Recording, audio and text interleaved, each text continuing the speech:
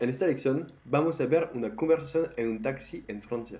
Te puse en color el cliente y el taxista. El cliente está en morado y el taxista en naranjado. Lo primero, el cliente, cuando tú quieres tomar el taxi, tú le dices eso.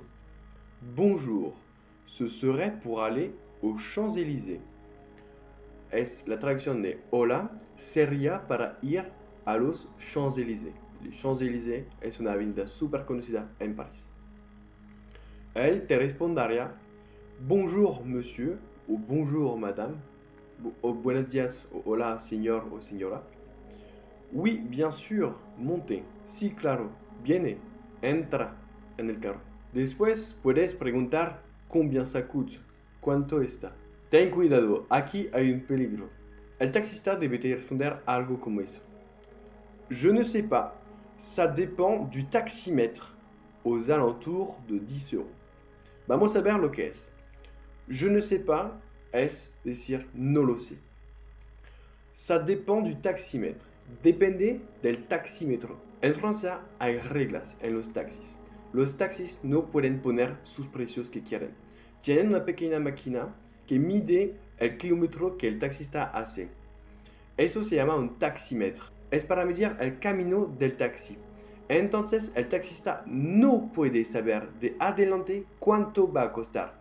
Puede tener una idea, es lo que dice después, aux alentours, que es al lado de 10 euros. Puedes saber un poco el precio, pero no puedes saber el precio fijo. Si te dan un precio fijo, no subes. Es una estafa.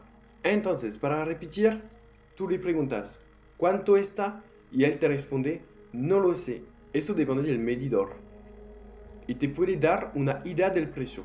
Una idea no precisa. Una idea al lado del precio real.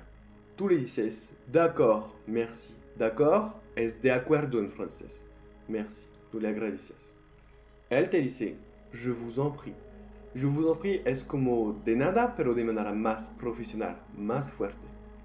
Después del camino, cuando tú llegas al lugar donde tú quieres llegar, entonces puedes decir, vous pouvez me déposer ici. Vous pouvez me déposer ici. Eso es decir, usted puede dejarme aquí o bajar aquí. Combien je voudrais? ¿Cuánto está? ¿Cuánto está?